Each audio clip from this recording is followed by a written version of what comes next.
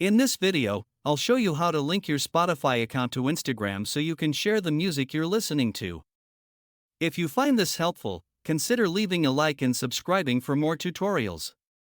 Open the Instagram app and go to your profile page. Tap on your profile picture, then select the music option. You'll see the option to link Spotify, so go ahead and tap on it. When prompted, tap open and make sure you have the Spotify app installed on your phone. Then tap agree to connect your account. Once your accounts are linked, tap on share from Spotify. Now open the Spotify app and start playing any song you like. Go back to Instagram, and you'll see the song you're playing displayed. Tap on share, and your Spotify activity will be shared on Instagram. And that's it. You've successfully linked Spotify to Instagram and can now share your music. If this guide helped you, leave a like and subscribe for more helpful tutorials.